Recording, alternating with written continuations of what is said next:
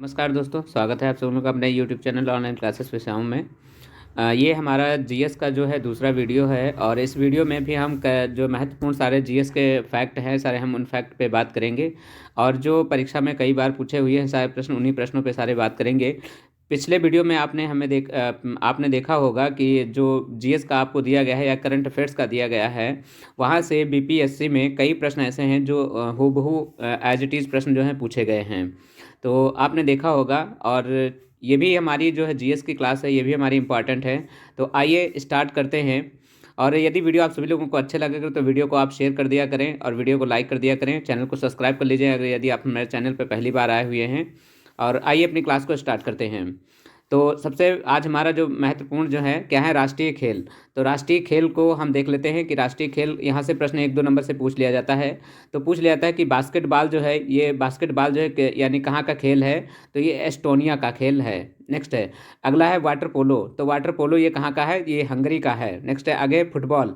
Football किस देश का है, तो ये फ्रांस का जो है राष्ट्रीय खेल है। अगला है क्रिकेट। क्रिकेट ये किस देश का राष्ट्रीय खेल है, तो ये इंग्लैंड का जो है यानी राष्ट्रीय खेल है।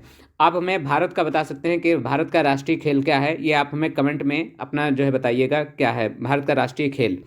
आगे देखिए, अगला है हमारा प्रश्न कि अफ्रीका की राजधानी क्या है। तो अफ्रीका की राजधानी अल्जीरियस है। ये कई बार परीक्षा में पूछा गया है प्रश्न, तो इसको लगा के ध्यान रखिएगा कि अफ्रीका की राजधानी पूछा गया है तो इसका क्या है, अल्जीरियस है। नेक्स्ट है, आर्मेनिया की राजधानी क्या है। तो आर्मेनिया की राजधानी यूरेवान है। नेक्स्ट है, अर्जेंटीना की राजधानी क्या है। तो अर्जेंटीना की राजधानी ब्यूनर्स है, ब्यूनर्स आयर्स है। नेक्स्ट है, अंगोला की राजधानी क्या है। तो अंगोला की राजधानी लुआंडा है। नेक्स्ट है, इसे कई बार परीक्षा में पूछा गया है तो इसे ध्यान रखना है, लुआंडा।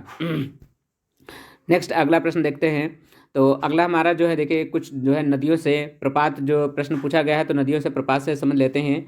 एक प्रश्न हमारा है, धुआंधार जलप्रपात जो है किस नदी पर बना हुआ है। तो धुआंधार जलप्रपात जो है किस नदी पर बना हुआ है, तो ये नर्मदा नदी पर बना हुआ है। इसे कई बार परीक्षा में ये पूछा गया है। नेक्स्ट अगला है, जोग गरसप्पा जलप्रपात। तो ये भी जो है शरावती नदी पर बना हुआ है।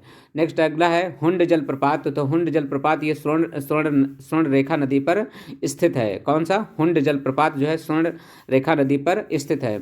आगे है पानीपत का प्रथम युद्ध। अब देखिए यहाँ से इतिहास का ये प्रश्न है, पानीपत का जो प्रथम युद्ध कब हुआ था। तो 1526 ईस्वी में हुआ था। किसके किसके बीच में, तो इब्राहिम लोदी और बाबर के बीच में हुआ था। जिसमें जीत किसकी हुई थी, तो बाबर की जीत हुई थी, इब्राहिम की क्या हुई थी, हार हो गई थी।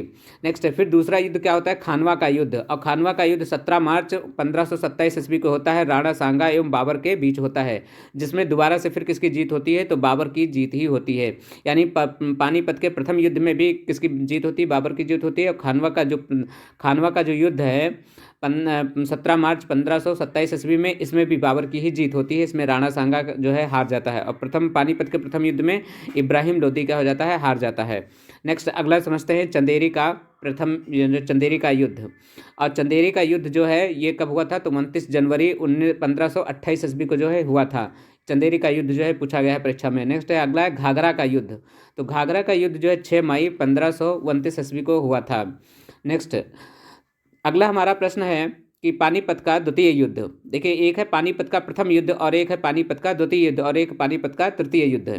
तो ये जो है ध्यान रखना है कि देखिए, पानीपत का प्रथम युद्ध कब हुआ था, तो 1526 ईस्वी में हुआ था। पानीपत का द्वितीय युद्ध कब हुआ था, 56 ईस्वी में हुआ था, यानी 1556 ईस्वी में था।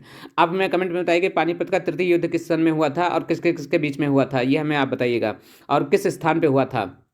नेक्स्ट है, तो ये पानीपत का द्वितीय युद्ध जो है 1526 ईस्वी में हुआ था। नेक्स्ट है अगला प्रश्न समझते हैं। देखिए, यहाँ से कई बार परीक्षाओं में प्रश्न पूछे जाते हैं, देखे होंगे अभी नीति का जो पेपर हुआ है उसमें जो प्रश्न यहाँ से पूछा गया है कि कौन सा डिग्री चैनल है जो किसको अलग करता है, यहाँ से पूछा गया है। तो उसमें पूछा गया था कि 9 डिग्री चैनल जो है किसको किसको अलग करता है। तो अगला देखिए, हमारा जो लक्षद्वीप और मिनिकॉय कितने डिग्री चैनल के द्वारा जो है अलग होते हैं, तो 9 डिग्री चैनल के द्वारा अलग होते हैं।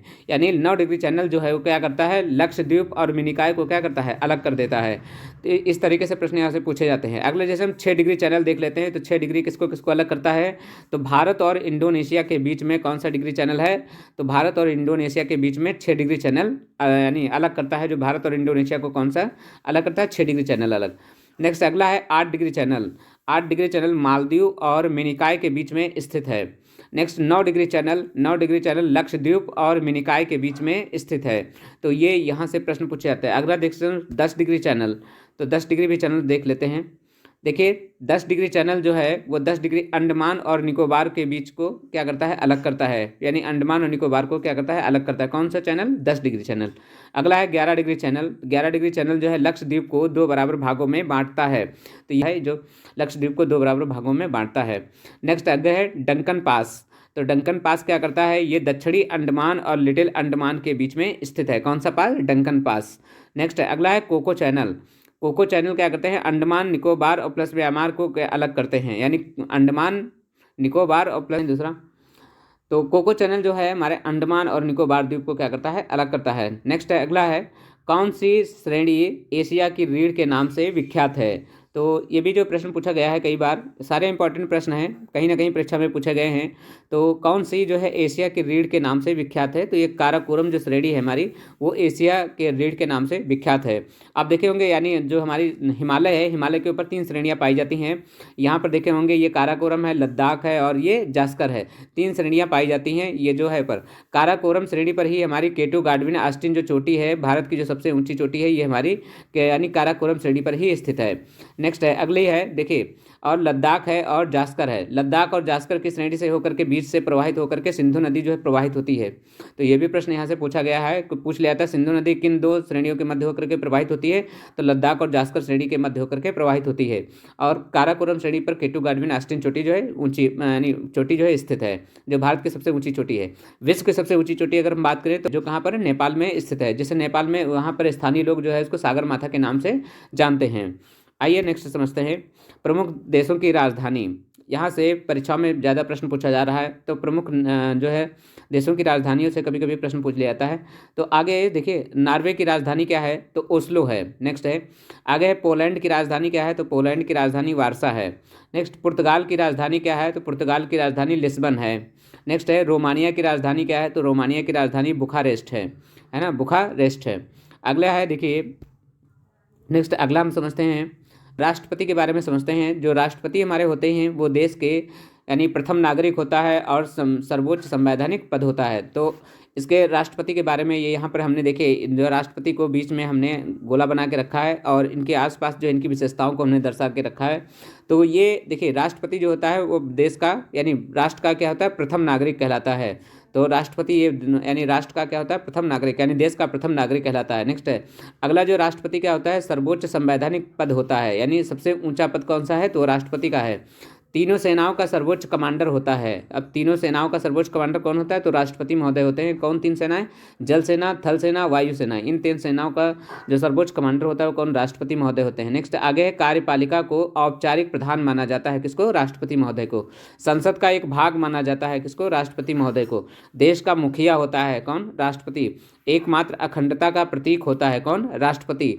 तो यहाँ से प्रश्न बार बार जैसे पूछ लिया जाते हैं, पूछ लिया जाएगा कि वह अखंडता का प्रतीक किसे माना जाता है, तो राष्ट्रपति महोदय को माना जाता है। कार्यपालिका का औपचारिक प्रधान कौन होता है, तो राष्ट्रपति होता है। संसद का एक भाग कौन है, तो राष्ट्रपति है। तो इस तरीके से प्रश्न यहाँ से पूछे जाते हैं। नेक्स्ट अगला समझते हैं, देखिए राष्ट्रपति से संबंधित महत्वपूर्ण अनुच्छेद दे रखे हैं, तो अनुच्छेदों से यहाँ से प्रश्न कभी कभी पूछ लेते हैं, तो राष्ट्रपति के अनुच्छेदों से समझ लेते हैं। देखिए अनुच्छेद जो 52 है, अनुच्छेद 52 में क्या लिख रखा है कि भारत का एक क्या होगा, राष्ट्रपति होगा। तो ये बात किस अनुच्छेद में लिख रखी है, अनुच्छेद 52 में लिख रखी है कि भारत का एक क्या होगा, राष्ट्रपति होगा। अगला अनुच्छेद समझते हैं अनुच्छेद 53। तो अनुच्छेद 53 में क्या बात लिख रखी है, अनुच्छेद 53 में बात कही गई है कि संघ की कार्यपालिका की जो शक्ति होगी वो किसमें निहित होगी, वो राष्ट्रपति में निहित होगी। तो ये बात जो है अनुच्छेद 53 में लिख रखी है कि संघ की कार्यपालिका की जो सारी शक्तियां होंगी किसमें, राष्ट्रपति में निहित होंगी। अगला अनुच्छेद हमारा है 54। अनुच्छेद 54 में क्या कहा गया है, राष्ट्रपति का निर्वाचन मंडल होगा, यानी राष्ट्रपति के निर्वाचन मंडल के बारे में बात कही गई। किस अनुच्छेद में, अनुच्छेद 54 में बात कही गई है। अगला अनुच्छेद है अनुच्छेद 55। अनुच्छेद 55 में जो है निर्वाचन की पद्धति के बारे में बात कही गई है कि उनकी निर्वाचन कैसे यानी किस पद्धति से करवाया जाएगा। आप पढ़ते होंगे, जानते होंगे, समझते होंगे कि कई बार पढ़े भी होंगे कि राष्ट्रपति का निर्वाचन जो होता है एकल संक्रमणीय मत पद्धति के द्वारा कराया जाता है। तो ये प्रक्रिया जो लिखी हुई है ये किस अनुच्छेद में इसका प्रारूप किया गया है यानी वर्णन किया गया है, अनुच्छेद 55 में जो है इसका उल्लेख किया गया है, यानी राष्ट्रपति की निर्वाचन पद्धति के बारे में बताया गया है। अगला समझते हैं अनुच्छेद 56।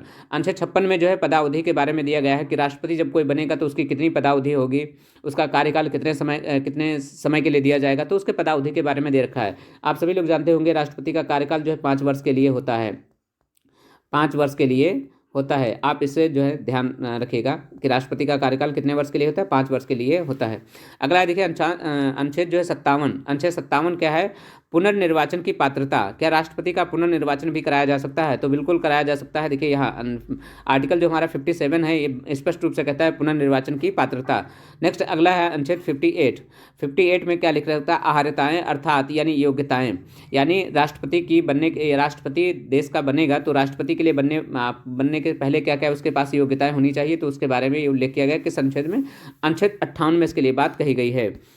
अब इसके राष्ट्रपति की योग्यताओं के आप देखे होंगे, तो राष्ट्रपति की योग्यताएं तो आप सभी लोग जानते होंगे कि राष्ट्रपति जो है भारत का प्रथम नागरिक होना चाहिए और जो है दिवालिया नहीं होना चाहिए और होनी चाहिए। तो ये उसके जो है योग्यताएं हैं राष्ट्रपति जो है राष्ट्रपति बनने के लिए। अगला समझते हैं अनुच्छेद 62। अनुच्छेद 62 में क्या देख रखा है, राष्ट्रपति की शर्तें दे रखा है कि क्या क्या उसके शर्तें जो है कंप्लीट करनी पड़ेंगी, तो उसे शर्तें दे रखा है। नेक्स्ट अगला है अनुच्छेद 60। अनुच्छेद 60 में जो है शपथ अर्थात यानी प्रतिज्ञान का जो है उल्लेख किया गया है। तो कई बार परीक्षा में पूछा जाता है कि राष्ट्रपति के शपथ का उल्लेख किस भारतीय संविधान के किस अनुच्छेद में किया गया है, तो अनुच्छेद 60 में जो है किया गया है। यानी जब शपथ लेते हैं तो वहाँ शपथ के बारे में जो है प्रारूप के बारे में वर्णन किया गया है। अगला है अनुच्छेद 61। अनुच्छेद 61 में राष्ट्रपति पर महाभियोग प्रक्रिया लगा करके उसको पद से हटाया जा सकता है। तो ये महाभियोग प्रक्रिया किस आर्टिकल में उल्लेख किया गया है, अनुच्छेद 61 में जो किया गया है। नेक्स्ट अगला समझते हैं, देखिए अगले प्रश्न हमारे इतिहास से संबंधित है, तो अगले इतिहास से संबंधित देख लेते हैं। गदर पार्टी की स्थापना कब की गई थी, तो गदर पार्टी की स्थापना जो है 1913 ईस्वी में की गई है। और इसके संस्थापक कौन थे, तो लाला हरदयाल जो थे, इन्होंने जो गदर पार्टी की स्थापना की थी, कब की थी, 1913 ईस्वी में जो है इसमें ने किए थे। अगला है फॉरवर्ड ब्लॉक की स्थापना। फॉरवर्ड ब्लॉक की स्थापना कब की गई है, तो सुभाष चंद्र। अगला प्रश्न हमारा है कि कांग्रेस की स्थापना जो है किसने की थी, तो कांग्रेस की स्थापना जो है ए.ओ. ह्यूम के द्वारा की गई है। कब की गई है, 1885 ईस्वी में की गई है। तो ये प्रश्न सारे जो है परीक्षा में कहीं ना कहीं पूछे गए हैं, इन्हें ध्यान रखना है। अगला हमारा प्रश्न है कि संविधान संशोधन की प्रक्रिया का उल्लेख कहाँ से लिया गया है, तो संविधान संशोधन की प्रक्रिया का उल्लेख जो दक्षिण अफ्रीका के संविधान से जो है प्रेरित है। नेक्स्ट है, ये कई बार परीक्षा में, अच्छा एक चीज़ है, इसे आप कमेंट में हमें बताइएगा कि भारतीय संविधान में जो संविधान संशोधन की प्रक्रिया का उल्लेख है वो भारतीय संविधान के किस भाग में किया गया है, ये है पे आप हमें बताइए। भारतीय संविधान का भाग भी बताना है और अनुच्छेद भी बताइए किस अनुच्छेद में जो इसका उल्लेख किया गया है। अगला हमारा प्रश्न है कि राज्य के नीति निर्देशक तत्व, भारतीय संविधान के जो राज्य नीति निर्देशक तत्व हैं ये किस संविधान से लिए यानी किस देश से लिए गए हैं, तो ये आयरलैंड के संविधान से लिए गए हैं। कई बार परीक्षा में पूछा गया है कि राज्य के नीति निर्देशक तत्व जो है वो किस देश के संविधान से लिए गए हैं, तो आयरलैंड के संविधान से लिए गए हैं। नेक्स्ट अगला प्रश्न समझते हैं, तो अगला प्रश्न हमारा है, देखिए अगला है जो समवर्ती सूची है, ये समवर्ती सूची कहाँ से ली गई है, तो ये ऑस्ट्रेलिया के संविधान से ली गई है। अपने जो भारतीय संविधान में जो समवर्ती सूची है ये किस देश से ली गई है, ऑस्ट्रेलिया के संविधान से ली गई है। नेक्स्ट है एकल नागरिकता का जो प्रावधान है ये कहाँ से लिया गया है, ये यूनाइटेड किंगडम अर्थात यानी यूके से अर्थात लिया गया है, यानी यूनाइटेड किंगडम से जो है लिया गया है एकल नागरिकता का प्रावधान। अच्छा अमेरिका के संविधान में जो है वहाँ दोहरी नागरिकता का प्रावधान किया गया है। वहाँ देखिए जो राज्य के नागरिक होते हैं उनको राज्य के भी नागरिक कहलाते हैं और जो देश के एक अमेरिका के नागरिक कहलाते हैं। जैसे वहाँ हम अगर बात करें, वहाँ कैलिफोर्निया, न्यूयॉर्क, शिकागो, अगर वहाँ के नागरिक है तो वहाँ के यानी राज्यों के द्वारा भी नागरिकता दी जाती है और प्लस अमेरिका के द्वारा भी नागरिकता, तो उसे दोहरी नागरिकता कहते हैं। भारत में ऐसा प्रावधान नहीं, भारत में एकल नागरिकता। भारत में आप हम किसी भी राज्य में रह रहे हो तो यहाँ राज्यों के द्वारा नागरिकता नहीं दी जाती है, यहाँ सिर्फ खाली भारत सरकार के द्वारा एक नागरिकता दी जाती है जो हमारी। अगला हमारा प्रश्न क्या है कि स्वतंत्र न्यायपालिका जो है हमारी स्वतंत्र न्यायपालिका प्लस मौलिक अधिकार ये किस देश के संविधान से लिए गए हैं, तो ये संयुक्त राज्य अमेरिका के संविधान से लिए गए हैं अर्थात यानी यूएसए से लिए गए हैं। नेक्स्ट है अगला प्रश्न है कि ब्रह्म समाज की स्थापना जो किसने की थी, तो ब्रह्म समाज की स्थापना राजा राम मोहन रॉय ने की है। किस वर्ष में की है, तो 1828 ईस्वी में जो की है। कई बार प्रश्न यहाँ से पूछे गए हैं। अगला है देखिए आर्य समाज की स्थापना किसने की है, तो आर्य समाज की स्थापना स्वामी दयानंद सरस्वती ने की है। कब, 1875 ईस्वी में जो है की है। ये प्रश्न सारे पूछे हुए हैं। अगला नेक्स्ट समझते हैं सत्यशोधक समाज की स्थापना जो है किसने की है, और सत्यशोधक समाज की स्थापना ज्योतिबा फुले रॉय ने की है। कई बार परीक्षा में पूछा हुआ है प्रश्न। नेक्स्ट है रामकृष्ण मिशन की स्थापना, तो रामकृष्ण मिशन की स्थापना स्वामी विवेकानंद ने की है। कब, 1897 ईस्वी में रामकृष्ण मिशन की क्या की स्थापना की है। अगला है नाथुल्ला दर्रा और प्लस जाला यानी जलपला दर्रा, तो ये कहाँ जो है स्थित है, तो ये भारत के किस राज्य में स्थित है, कौन सा, नाथुल्ला दर्रा और जलपला दर्रा जो है ये सिक्किम, भारत के सिक्किम राज्य में स्थित हैं, ये दोनों दर्रे जो है वहाँ पर स्थित हैं। अगला है प्रश्न हमारा यानी सिपकिला दर्रा जो है, सिपकिला दर्रा भारत के किस राज्य में स्थित है, तो हिमाचल प्रदेश के राज्य में स्थित है, किस नदी पर, तो सतलज नदी पर स्थित है। अगला है नीति पास या लिपुलेख दर्रा, नीति पास लिपुलेख दर्रा जो है कहाँ पर स्थित है, ये उत्तराखंड राज्य में स्थित है। दोनों ये कहाँ के हैं, यानी जो नीति पास और लिपुलेख दर्रा दोनों के दोनों कहाँ पर स्थित है, उत्तराखंड राज्य में स्थित है। अगला है हमारा दीफू दर्रा, और दीफू दर्रा तथा अर्थात बोमडिला दर्रा, ये दोनों के दोनों राज्य कहाँ स्थित हैं, तो ये अरुणाचल प्रदेश में स्थित हैं। आगे है तेजू दर्रा, और तेजू दर्रा ये मणिपुर राज्य में स्थित है। ये इंपॉर्टेंट प्रश्न है, इसे ध्यान रखिएगा, ये पूछा हुआ प्रश्न है। यह तेजू दर्रा जो है भारत के किस राज्य में स्थित है, मणिपुर राज्य में स्थित है। अगला प्रश्न समझते हैं। अगला प्रश्न हमारा है कि सतपुड़ा टाइगर रिजर्व कहाँ पर स्थित है, तो सतपुड़ा टाइगर रिजर्व जो है ये मध्य प्रदेश में स्थित है। अगला है सिमलीपाल टाइगर रिजर्व, तो सिमलीपाल टाइगर रिजर्व कहाँ पर, ये उड़ीसा राज्य में स्थित है। अगला है नेक्स्ट है बक्सा टाइगर रिजर्व, बक्सा टाइगर रिजर्व जो है ये कहाँ पर है, तो ये पश्चिम बंगाल में स्थित है। नेक्स्ट है Pakke tiger reserve, Pakke tiger reserve ये अरुणाचल प्रदेश में स्थित है। आगे है जिम कॉर्बेट राष्ट्रीय यानी जिम कॉर्बेट नेशनल पार्क, तो जिम कॉर्बेट नेशनल पार्क ये कहाँ, उत्तराखंड में स्थित है। इसी का अब नाम चेंज करके क्या नाम हो गया है, रामगंगा नेशनल पार्क हो गया है। नेक्स्ट है, इसे ध्यान रखना है। तो ये जो है प्रश्न यहाँ से पूछे जाते हैं। अगला है देखिए महात्मा गांधी समुद्रीय राष्ट्रीय, ये कहाँ पर स्थित है, तो ये जो है नेशनल पार्क महात्मा गांधी समुद्री राष्ट्रीय नेशनल पार्क ये कहाँ पर स्थित है, तो ये जो है अंडमान निकोबार द्वीप में स्थित है। ये भी प्रश्न पूछा हुआ है। नेक्स्ट है अगला है साउथ बटन राष्ट्रीय उद्यान, साउथ बटन राष्ट्रीय उद्यान नेशनल पार्क ये कहाँ पर स्थित है, तो ये अंडमान निकोबार द्वीप में स्थित है। ये सबसे छोटा जो है यानी क्या है, नेशनल पार्क है। नेक्स्ट अगला है नामदफा राष्ट्रीय उद्यान, नामदफा राष्ट्रीय उद्यान अरुणाचल प्रदेश में स्थित है। आगे है दाचिंगम राष्ट्रीय उद्यान, तो दाचिंगम राष्ट्रीय उद्यान कहाँ पर है, जम्मू एंड कश्मीर में स्थित है, जम्मू एंड कश्मीर में। नेक्स्ट अगला है मृगवानी राष्ट्रीय उद्यान, और मृगवानी राष्ट्रीय उद्यान कहाँ पर, तेलंगाना राज्य में स्थित है। नेक्स्ट है अगला प्रश्न है, अगला प्रश्न समझते हैं। अगला प्रश्न है यानी फलों को पकाने में किस हार्मोन्स का उपयोग किया जाता है, तो फलों को पकाने में किस हार्मोन्स का उपयोग किया जाता है, तो एथिलीन जो है इसका जो है उपयोग किया जाता है। जो हमारे फल होते हैं कच्चे फल, उनको पकाने के लिए किस पदार्थ का उपयोग किया जाता है, तो एथिलीन जो होती है उसका जो है उपयोग किया जाता है। अगला प्रश्न है हमारे डॉक्टर राजेंद्र प्रसाद, तो डॉक्टर राजेंद्र प्रसाद का जो कार्यकाल रहा था, वो जो भारत के प्रथम राष्ट्रपति रहे थे डॉक्टर राजेंद्र प्रसाद, इनका कार्यकाल जो कब से रहा था, तो 1950 से लेकर के 1962 तक रहा था, यानी 10 साल तक इनका कार्यकाल रहा था। सबसे लंबा कार्यकाल इन्हीं का मुझे माना जाता है। और एकमात्र ऐसे राष्ट्रपति रहे थे जो 2 बार राष्ट्रपति रहे थे, यानी 2 बार जो है राष्ट्रपति रहे हैं, एकमात्र ऐसे व्यक्ति थे। कौन, डॉक्टर राजेंद्र प्रसाद। नेक्स्ट अगला समझते हैं सर्वपल्ली राधाकृष्ण, और सर्वपल्ली राधाकृष्ण मात्र 2 बार, यानी यही एकमात्र ऐसे व्यक्ति हैं जो 2 बार क्या बने थे, उपराष्ट्रपति रहे थे, और बाद में जो है ये राष्ट्रपति भी नहीं चुना गया था। और इन्हें जो है एकमात्र जो है उपराष्ट्रपति जिन्हें भारत रत्न दिया गया था, कब दिया गया, 1954 में जो इन्हें भारत रत्न दिया गया था। किसको, सर्वपल्ली राधाकृष्ण को जो दिया गया था। नेक्स्ट है ये हमारे दूसरे पहले जो है क्या है, उपराष्ट्रपति हैं जो क्या रह चुके थे, यानी 2 बार उपराष्ट्रपति रह चुके हैं। कौन, सर्वपल्ली राधाकृष्ण। नेक्स्ट अगला समझते हैं। अगले हैं डॉक्टर जाकिर हुसैन, और डॉक्टर जाकिर हुसैन इनका कार्यकाल कब से कब तक रहा था, तो इनका 1967 से लेकर के 1969 तक, यानी 2 साल इनका कार्यकाल रहा था। किसका, डॉक्टर जाकिर हुसैन का। ये पहले राष्ट्रपति जिनके कार्यकाल के दौरान इनकी क्या हो गई थी, मृत्यु हो गई थी। तो डॉक्टर जाकिर हुसैन जो हैं इनके यानी कार्यकाल चलते समय इनकी क्या हो गई थी, डेथ हो गई। तो इनका कार्यकाल मात्र 2 वर्ष ही चल पाया था। नेक्स्ट है अगले राष्ट्रपति कौन है, तो वीवी गिरी हैं, जो स्वतंत्र उम्मीदवार के रूप में यानी राष्ट्रपति क्या हुए थे, निर्वाचित हुए थे। कौन, वीवी गिरी। और संजीव रेड्डी जो है ये भी जो है ये एकमात्र हैं जो यानी निर्विरोध राष्ट्रपति चुने गए थे। कौन, संजीव रेड्डी। तो संजीव रेड्डी भी प्रश्न पूछा जाता है कौन राष्ट्रपति जो है निर्विरोध चुने गए थे, तो जो नीलम संजीव रेड्डी हैं ये जो है निर्विरोध चुने गए थे। नेक्स्ट अगला प्रश्न समझते हैं। अगले प्रश्न है रामनाथ कोविंद, और रामनाथ कोविंद जो है ये 25 जुलाई 2017 से लेकर के 2022 तक इनका क्या रहा था, कार्यकाल रहा था। देखिए अब जितने भी राष्ट्रपति आते हैं उनका मैक्सिमम जो है शपथ ग्रहण जो है 25 जुलाई को ही होता है। तो 25 जुलाई से लगभग इन लोगों का जो है टाइम शुरू हो जाता है। अगले समझते हैं बिहार के राज्यपाल, और रामनाथ कोविंद जो हैं, हाँ, ये बिहार के राज्यपाल भी रह चुके थे। और भारत के कौन से नंबर के राष्ट्रपति थे, तो ये 14वें नंबर जो है राष्ट्रपति रहे थे। नेक्स्ट है, और दूसरे दलित व्यक्ति ये राष्ट्रपति रहे थे। तो आप हमें कमेंट में बताइए कि पहले दलित राष्ट्रपति कौन थे, क्योंकि दूसरे दलित राष्ट्रपति तो रामनाथ कोविंद हैं, मगर पहले दलित राष्ट्रपति कौन है, ये आप हमें कमेंट में बताइएगा ज़रूर। नेक्स्ट अगला है कि निवास स्थल इनका कहाँ पर है, तो कानपुर उत्तर प्रदेश के ये रहने वाले थे। कौन, रामनाथ कोविंद। और ये बिहार के क्या रह चुके हैं, राज्यपाल भी रह चुके हैं।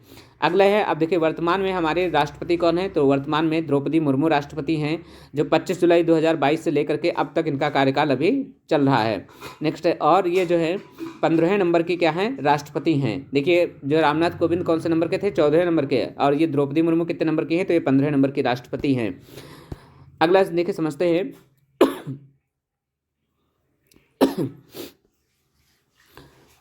देखिए जो हमारी द्रौपदी मुर्मू हैं, इनका निवास स्थान कहाँ पर है, तो द्रौपदी मुर्मू का जो है निवास स्थान मयूरभंज उड़ीसा के, यानी मयूरभंज इनका निवास स्थान है। कहाँ पर, उड़ीसा राज्य के। नेक्स्ट है, झारखंड की ये पूर्व क्या रह चुकी हैं, राज्यपाल रह चुकी हैं, यानी राष्ट्रपति बनने से पहले ये कहाँ की पूर्व जो है राज्यपाल थी, कहाँ की, झारखंड की क्या थी, राज्यपाल थी। प्रथम आदिवासी ये महिला हैं। नेक्स्ट है, अगर ये भी पूछा जाए कि प्रथम आदिवासी महिला कौन है, तो द्रौपदी मुर्मू हैं, जो देश की राष्ट्रपति इस समय वर्तमान में है। नेक्स्ट अगला प्रश्न है कि महिला की दृष्टि से दूसरी राष्ट्रपति हैं, क्योंकि पहली राष्ट्रपति तो आप जानते हैं प्रतिभा पाटिल सिंह है, और दूसरी महिला की दृष्टि से देखा जाए तो ये दूसरी जो है क्या रही है, राष्ट्रपति रही हैं। और नेक्स्ट है, अगला प्रश्न है, समझते हैं। अगला प्रश्न क्या है, यानी अंकोर वाट मंदिर कहाँ पर स्थित है, तो अंकोर वाट मंदिर कंबोडिया में स्थित है। नेक्स्ट आगे है, बुशमैन जनजाति किस मरुस्थल में पाई जाती है, तो बुशमैन जनजाति जो है यानी बोत्सवाना दक्षिण अफ्रीका में जो है पाई जाती है। कई बार परीक्षा में पूछा गया है। नेक्स्ट है, आगे है संचित निधि। देखिए हमारे भारतीय संविधान में 3 प्रकार की निधि का उल्लेख किया गया है। एक लोक लेखा निधि होती है, एक संचित निधि होती है, और एक आकस्मिक निधि होती है। तो हमारे जो भारतीय संविधान में है, जितने संवैधानिक पदाधिकारी होते हैं, जैसे राष्ट्रपति हैं, उपराष्ट्रपति हैं, राज्यपाल हैं, प्रधानमंत्री हैं, सीएजी हैं, ये जितने भी संवैधानिक पदाधिकारी जो बड़े बड़े होते हैं, इनको वेतन कहाँ से दिया जाता है, तो इनको संचित निधि से जो है वेतन दिया जाता है। और इस भारतीय संविधान में संचित निधि का उल्लेख भारतीय संविधान के किस अनुच्छेद में किया गया है, तो अनुच्छेद 266 में इसका जो है उल्लेख किया गया है। ये ध्यान रखना है, यहाँ से कभी कभी प्रश्न पूछे जाते हैं। नेक्स्ट अगला प्रश्न है अगला प्रश्न हमारा क्या है कि भारत के पहले जो हैं सीएजी कौन थे, तो भारत के पहले यानी सीएजी यानी अर्थात कंप्यूटर एडिटर जनरल कौन थे, तो यानी नरहर राव थे। जो है कौन, नरहर राव थे। अच्छा, भारत के जो सीएजी हैं, इनका भारतीय संविधान के किस भाग में किया गया उल्लेख, तो भारतीय संविधान के भाग 5 में उल्लेख किया गया है। अनुच्छेद की बात करें तो अनुच्छेद 148 से लेकर के 151 तक जो है इसका उल्लेख किया गया है। तो ये आज हमारे जो महत्वपूर्ण जीएस के पॉइंट थे, जो परीक्षाओं में बार बार प्रश्न पूछे गए हैं और भी आगे परीक्षाओं में पूछे जाने की संभावना है। आप किसी भी एग्ज़ाम के लिए यदि तैयारी कर रहे हैं, देखिए जीएस तो सभी मोस्टली जो है सभी एग्ज़ाम में आता ही आता है। तो जीएस आप कोई भी एग्ज़ाम के लिए तैयारी कर रहे हैं तो जीएस सभी एग्ज़ाम के लिए मोस्ट इंपॉर्टेंट बन जाता है। आप चाहे यूपीपी की तैयारी कर रहे हो, या एसएससी की कर रहे हो, या कांस्टेबल की तैयारी कर रहे हो, किसी भी आप एग्ज़ाम की तैयारी कर रहे हो जहाँ से जीएस का पोर्शन पूछा जाता है, तो उस सभी एग्ज़ाम के लिए ये क्लास जो है इंपॉर्टेंट है। और क्लास अब यदि आप सभी लोगों को अच्छी लग रही है तो वीडियो को लाइक कर दीजिएगा और शेयर कर दीजिएगा। मिलते हैं नेक्स्ट वीडियो में, तब तक के लिए जय हिंद।